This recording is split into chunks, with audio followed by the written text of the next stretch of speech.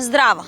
Во седмата емисија на Запознаме ви ја прикажуваме разликата помеѓу затвореноста и отвореноста на едно општество, начинот на приоѓање на проблемите, а со тоа и првиот чекор до решавање на истите. Во оваа емисија ве запознаваме со приказните на родителите и децата на кои што им е потребно поголема нега и поголемо внимание. Општеството понекогаш останува глуво за овие проблеми и понекогаш поставува поинакви стандарди од кои што треба. Филип Нацевски.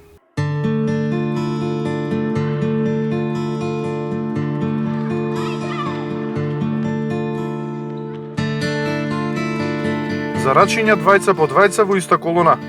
Меѓу нив е Никола, дете со Даунов синдром, на кој е потребно малку повеќе внимание. Дете со посебни потреби, но со исти желби и соништа. Првите училишни денови ги почнал во оваа училница во основното училиште Димон Хаџидимов, каде со процесот на инклузија, редовна настава следат околу 30 деца со вакво хромозомско нарешување. Покрај редовните часови со своите другарчиња, Никола секојдневно работи со дефектолог кој му помага во образовниот процес. Сака сега да изброиш малце до 5? Ки изброиме до 5 да те слушне? Ајде. Браво. Одлично. 4 и? А покажи со рачето 5? 5. Тој број 5. Напредува во цртањето, боењето и изработката на вежбите. Ги сака часовите по физичко, а понекогаш си подпевнува и го следи ритмот на музиката. Кој седи со тебе тука? Кој е ова? Тео. Тео ти е најверно другарче. Колку години имаш, Никола? Колку годинки имаш? 8. Ке покажеш со прстењата 8? Ајде. Трите прстења од ова раче и целото друго раче. Така, 8 годинки. Сака ли да оди на училиште и како се снаоѓа тука на часовите? Ники да обожава да иде на училиште. Прекрасно прифатен од сите дечиња овде во одделението, како и во целото училиште. Сака, има одлична социализација, сака да комуницира со сите, да си игра со сите, значи воопште не е повлечен. Баш напротив, значи дури имаме огромен проблем со тоа. Значи сака да станува, да ги гушка другарчињата на сред час, но еве сега тоа се намали, се редуцира и тој веќе сваќа дека училиштето е простор каде што треба да научи, да седи мирен, да ја слуша наставничката. Научи многу форми, значи го научи кругчето, триаголникот, ги разпознава буквите, научи да брои, правилно да го држи моливчето, да црта, да ги разпознава боите. Значи има огромен напредок, претежно и најмногу во тоа дека тој успе да седи мирен. Значи е намалена неговата хиперактивност и е до некаде зголемено неговото внимание и концентрација. Инклузивното образование за жал не стана задолжително, помина стихино и се базираше на совеста и добрата волја на училиштата. Во Димон Хаџидимов таков проблем нема. Никола е одлично прифатен, но во целокупниот образовен процес недостасува стручен кадар, дефектолози и логопеди, кои им се неопходни на овие дечиња за нивниот напредок. И покрај нашите настојувања од Министерството за образование не одговорија на прашањата кои се клучни за интелектуалниот напредок на оваа млада популација. Ајде да видиме ова. Кокос. Не. Ајде. Кокос. Коко. Ајде да видиме сега. Тоа не беше добро така. Тоа е добро така.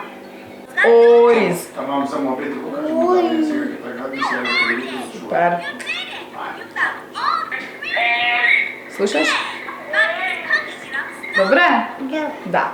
Мајката на Никола членува во Сдруженијето на граѓани Синоличка, кое се бори за подобрување на квалитетот на животот на децата со Даунов синдром. Успеала во иницијативата во ова училиште да се донесат дефектолог и логопед, но наместо државата, родителите им даваат плата. Државата сега почна нешто да наслушнува, слух се уште нема. Значи прво помошта што ја добиваме е многу мала, околу 4000 денари. Видовте и сами дека дефектолог сами си плаќаме, логопед сами си плаќаме за да направиме еден тим како би можеле овие дечиња да функционираат како и сите други.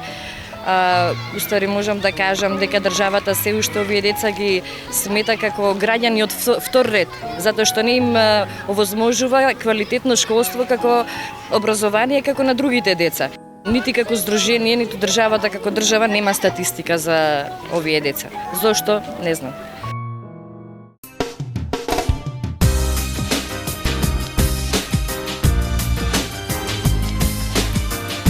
Со дискриминација во детска градинка, минатата година се соочи поп-пеачката Ребека.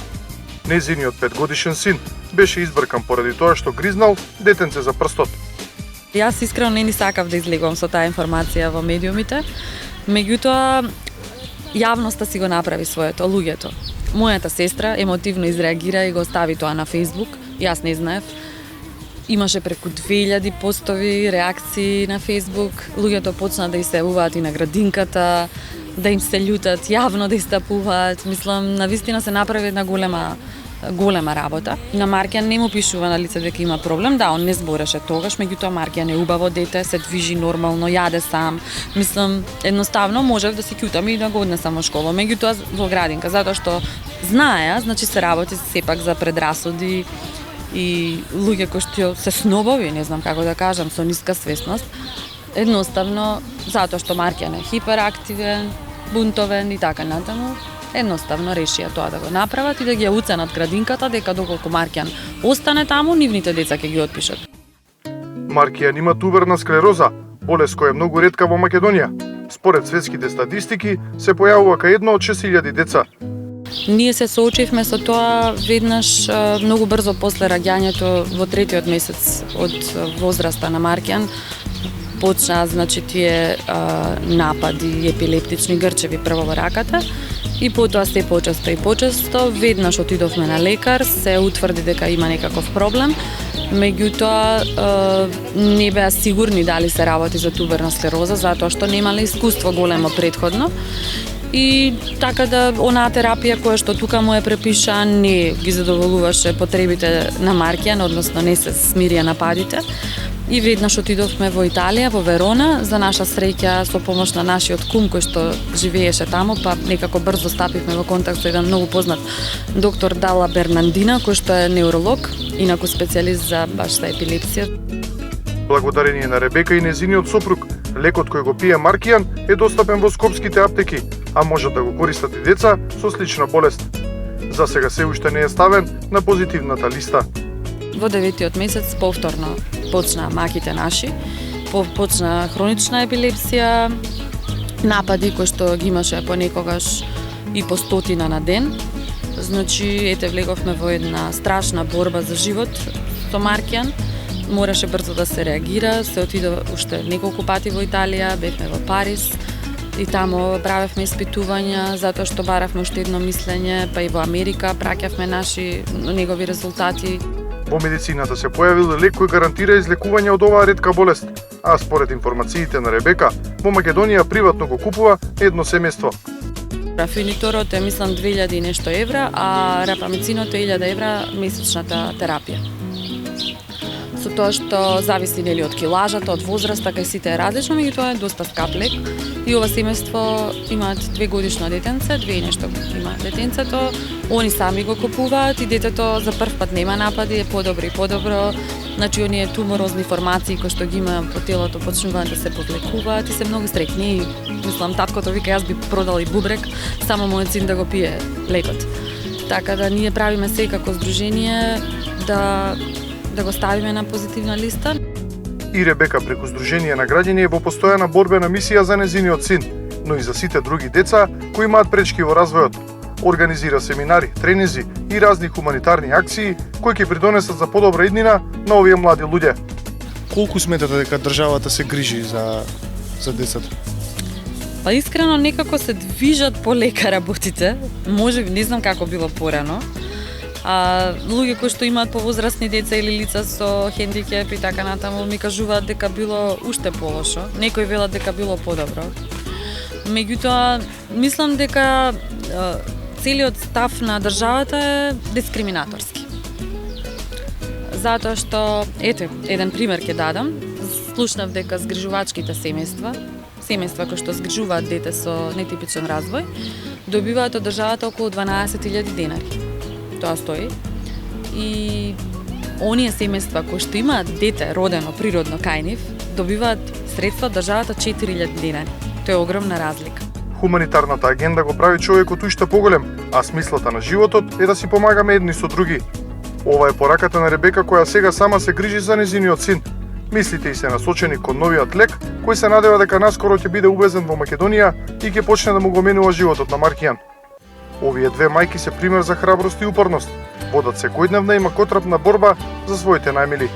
Ги поврзува хуманоста и човечноста, и нивниот апел гласи: и ние постоиме.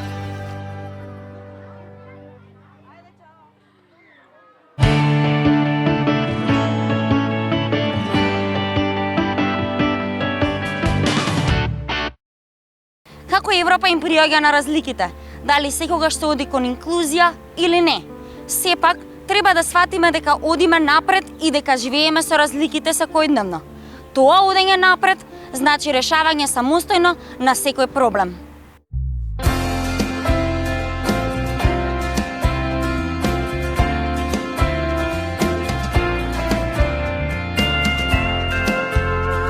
Секој човек живее сам во својот свет. Сам си ги креира гледиштата за својата околина и си ги поставува очекувањата за себе си. Понекогаш му е потребна поголема поддршка од своите најблиски, но и стручна, подадена рака. Македонија уназадува. Нема ниту слух, ниту стратегија за оние на кои им е потребно поголемо внимание. Светот, но и нашите соседи поинаку се справуваат со овие маргинализирани групи на кои им е неопходен поголем третман од државата. Отвараат повеќе дневни центри и вработуваат повеќе животни тренери кои ќе ги едуцираат, воспитуваат и ќе им го олеснат тешкиот пат кој им престои. There's only one state in the world who's almost helping for everything. It's only the Norway helping the kids every day. If you cannot take your kid at school to the school, so they send even a taxi with a teacher inside. Takes your kids to school. If they decide your kid needs a bicycle, they buy this bicycle. If they say, oh, he needs a computer, they put the computer. They give extra 1,500 euros per month if you have an autistic kid. Extra. You have 5 weeks vacation every year. Доволно е само 1/10 или 1/3 од земјите да прават исто како што прави и Норвешка, ќе посочи доктор Киначи. Во Романија веќе имаме дневни центри кои што долги години работат на оваа проблематика, каде што постојано се соработува и со странски фондации, со странски дневни центри, доаѓаат обучувачи, одат на обука таму, на предавања, се прават конференции на национално ниво каде што се покануваат најголемите стручни лица во светот, за да говорат за проблематиката на аутизмот, така да тука ништо од тоа немаме моментално. Веќе се започнуваат некои чекори кон тоа да не биде повеќе табу тема самиот аутизам, отворено да се говори. Финска пред неколку години изготви проект за инклузија на децата со аутизам во училиштата. Вклучија дефектолози и стручни соработници, со кои очекуваат дека ќе го олеснат процесот. Но идејата им пропадна, па по 2 години средствата ги пренасочија во отварање на дневни центри. И во Америка, земјата на соништата и нивното остварување, овие деца своето прибежиште го наоѓаат во посебни центри. Тие завземаат огромни површини и се поделени по возраст. Се работи на нивно едуцирање и воспитување. Се внимава на развојот и нивните способности за подоцна да се развијат во самостојни личности. Сепак аутизмот не е болест, тоа е само состојба.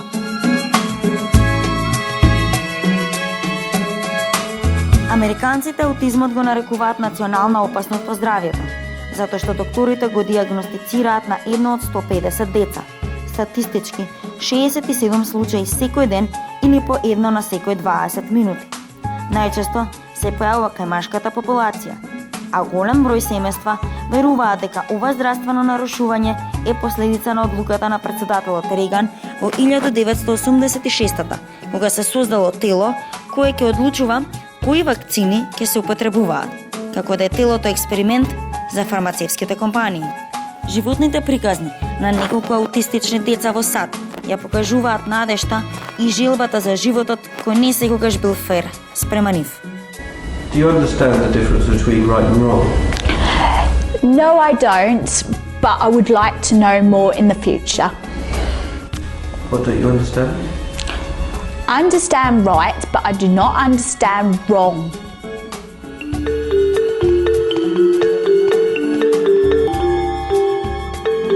Sometimes we get angry. We're born like this and we'll always be different. We want to live in the real world, not the autistic world, but it's hard. Иако аутизмот се одликува со намалена способност за комуникација, 42 годишната Џулија дава часови за возење. Таа е една од најстручните луѓе кои ја работат оваа професија, специјалност и се токму луѓето родени со иста појава како незината. Well, I would describe autism as a world full of Shakespeare. Everything you read, everything you see on TV and in the films, everything people say on the buses, in the shops, in the streets is all in Shakespearean English. Балканот се труди да не заостанува. Хрватска, далечната 1983 година, го отвара првиот центар во Загреб. И денес, по голем број на реформи, се уште постои и број вкупно 213 корисника, од кои што дел се во предшколска возраст. Србија исто така се труди да напреднува и да ги следи западните чекори. Тие имаат сопствен дневен центар кој секојдневно се труди да се развива за да им понуди поголема и понова технологија на своите посетители. Ja nisam imala nikakvu reakciju zato što nisam ni znala šta je autizam. Znači, u prvom momentu, a onda, ali sam videla da je to po načinu kako je to doktorka saopštila nešto strašno. I onda mi je tek bilo jasno da će biti vrlo teško, vrlo naporno, vrlo specifično, ali da će sigurno biti napretka, iako u to vreme lekari nisu davali dobre prognoze za autizam. Нашите соседи се активни на полето на социализацијата на аутистичните деца и на помагањето на нивните родители. Има голем број на здруженија кои меѓу себе секојдневно комуницираат. Во Србија постојат многу повеќе дневни центри каде што секојдневно да кажеме се врши до обука да кажеме на дефектолози, логопеди, нови да кажеме сознанија што имаат околу тој третман на аутизмот. Значи, исто и они така се соочуваат, ако да кажеме, со некои проблеми што ги имаме и ние. Лицата со аутизам не се поразлични од нас. Сонуваат за подобар свет, за подобро утре и за многу внимание и љубов, како и сите. Нивната социализација е потребна исто колку што на цвеќето му е потребна вода за да расте. Овој цвет заслужува да ја види светлината на денот и да ја почувствува топлината на сонцето. Подарете насмевка и подарете рака за сите оние за кои што можеби понекогаш сте помислеле дека се различни од вас. Светот функционира врз база на различности. Ајде да уживаме во нив, далеку од стегите на дискриминацијата и стереотипите.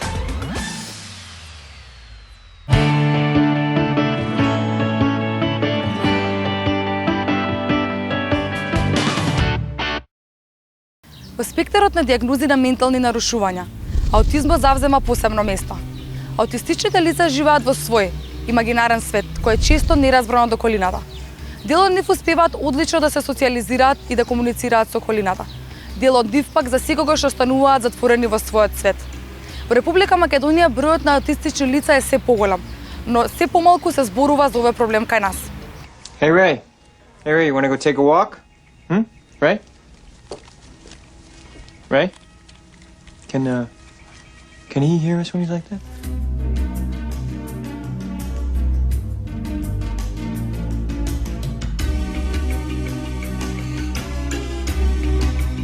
Потешка комуникација со околината. Личноста не ве слуша, не реагира на вашите зборови. Недостаток од фантазија и игра со своите врсници. Моменти на зголемена лутина, на преголема среќа или преосетливост на звук. Голема физичка сила. Ова се карактеристиките на едно аутистично детенце. Екипа да не запознаеме, се обеда барам на момент да го свати нивниот свет. Начинот на манифестација е многу поинаков, различен. Ние викаме генерално дечињата со аутизам имаат да е первазивно, односно развојно нарушување. што значи имаат проблеми во комуникацијата, имаат проблеми во социализацијата, имаат проблеми нели во самопомошта, нели тоа едноставно од јадење, облекување, соблекување, имаат проблеми со моториката, имаат когнитивни проблеми. Идејата нели во целава идеја, која е разликата? Затоа што не може, затоа што немаме комуникација и нели потешко стваруваат, се социализираат со другите, затоа тука настанува таа потешкотија кога би ставиле едно детенце нели со аутизам со друго детенце. Бариерата на комуникација е нарушена, веќе немаат како да комуницираат. Од година во година се повеќе се зголемува бројот на аутистични лица. Ако пред 30 на години едно од 15 лица било аутистично, денес бројката е двојно поголема. Едно од 80 лица е аутистично и се очекува оваа бројка да расте. Нажалост, науката се уште не ја знае причината. Иако како дел од можните причини се наведуваат вакцините кои ги примаат децата во првите неколку месеци по раѓањето, неправилна исхрана, загаденост на воздухот и почвата. Лек се уште не постои. Се повеќе проучувања одат во прилог дека аутизмот има генетска предодреденост, односно дека повеќе низа на гени се одговорни за појава нова нарушување кое што е во корелација нели со срединските фактори.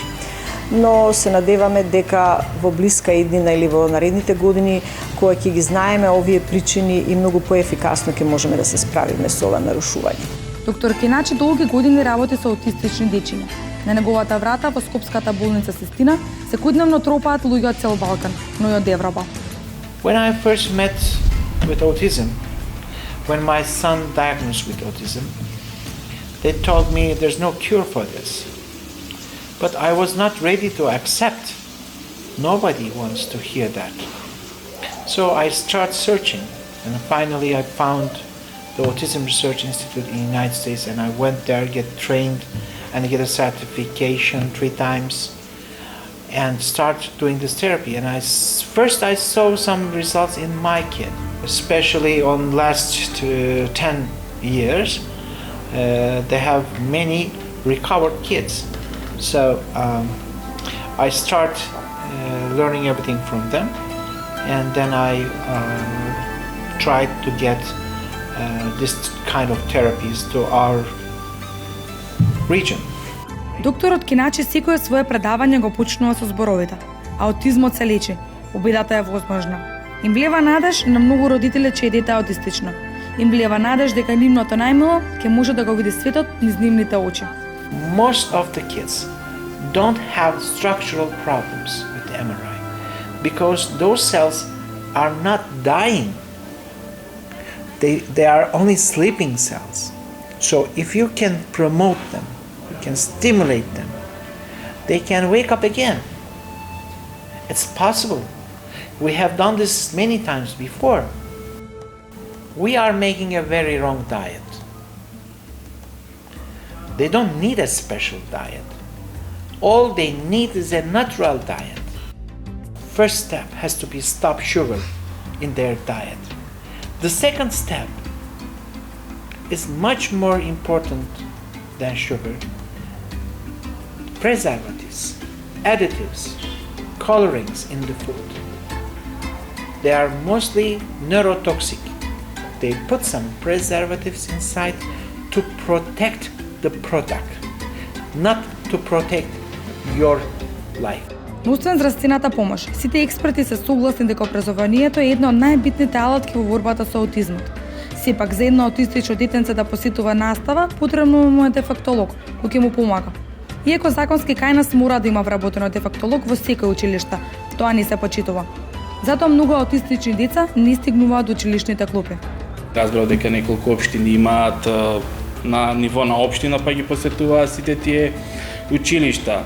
Реално тоа е премногу малку за да може да се опфати толков број на дечиња, затоа што се слуша постојано дека им се зголемува бројот на дечиња со посебни потреби. Не велам директно дека е со аутизам, со било каков. И доволно е вие да имате 2-3 дечиња до 5 дечиња во едно училиште, не можете доволно внимание да посветите за секое детенце, не можете ни доволно да го наблюдувате за да знаете точно што и како се однесува нели детенцето, за да можете да дадете вие препорака на самиот наставник како да се однесува и како да се одвива таа настава. И самите наставници тие не се подготвени за работа со дечиња со аутизам. Или за било какво дете нели кој што има било каков тип на пречка. Значи тие не се подготвени, тие си ја знаат својата материја, тие знаат географија да предават, ја знаат географијата на Република Македонија. Тој не е обучен, дури не е ни облигиран да биде обучен или за работа со дечиња со посебни потреби. Во Македонија постои само едно здружение за заштита на лица со аутизам. Здруженијето Во мој свет. Веќе една година како се занимаваат со оваа проблематика. Во Република Македонија се уште не постои регистар, значи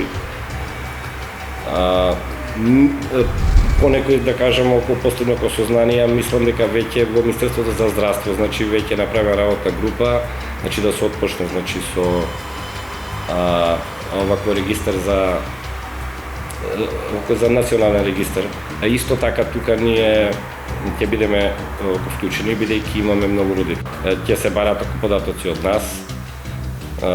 Ние не ќе ги дадеме тие податоци, значи се со цел да што побрзо значи се изготви тој национален регистар. Кјутисите од комшиите ке те зборуваат дека детето не ти е арно. Многу често вака реагираат родителите на аутистичните деца кај нас. Други пак ни признаваат дека нивното дете има оваа диагноза. Трети силно се борат и веруваат во своите деца.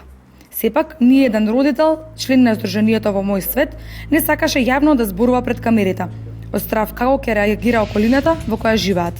Различно реагираат, некои прифаќаат, некои не прифаќаат, затоа тука се нели психолошки советувалишта кои што им објаснуваат во суштина која е идејата на аутизмот, што е во суштина аутизмот. Нормално дека не прифаќа на почеток родителот затоа што нема информации што е тоа, точно не знае што е аутизам. Навистина на овие родители им е многу тешко и многу потешко од што кај и другите родители кои што имаат деца со ментална ретардација. Мој најчесто они го поставуваат тоа прашање што сега со моето дете, ќе може ли да се грижи понатаму само, ќе може ли да се образува, што ќе биде кога ние нема да бидеме тука. Тоа што никој не им кажува точно што и како е целата работа, сосем нормално и да не прифатат родителите.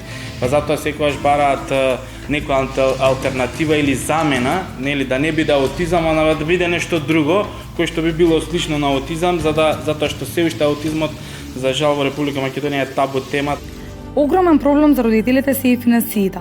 Со мала финансиска помош од државата, често трошејќи ги платите на странски болници и лаборатории, плаќање од сопствен джеб на дефектолози, да си има аутистично дете бара поднесување на многу жртви. Чест проблем е и неинформираноста. Па наместо тука да вршат рана диагноза на аутизмот, родителите бараат чаре во странски болници. It's the bleeding part of this problem. There's a huge fire there.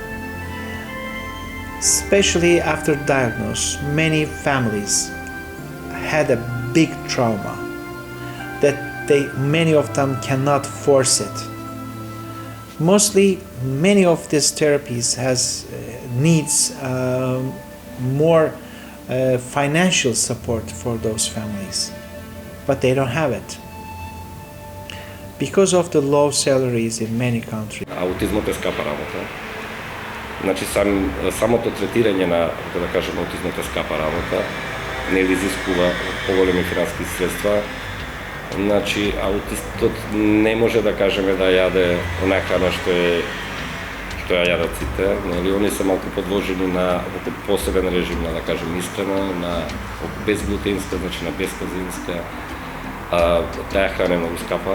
Познам многу родители кои што имали работа, имали високо образование, па и средно, кои што ја напуштале работата бидејќи еден од родителите, ако немаат поддршка од баба, дедо или така поблизок некој член на семејството, тие ги оставаат своите дејности и се посветуваат комплетно на детето.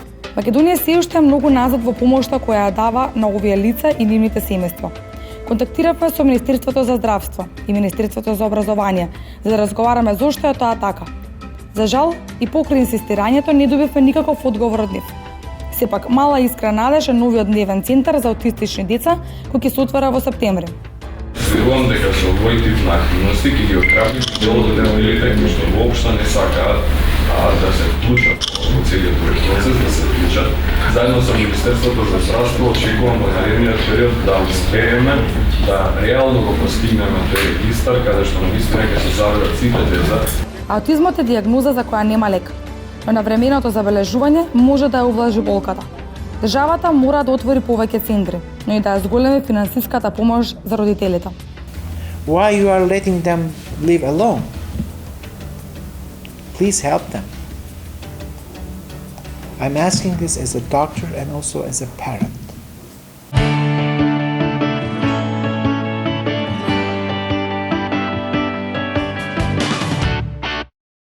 Да подадеме рака на овие дечиња, да ги надминеме стереотипите дека тие се различни од нас.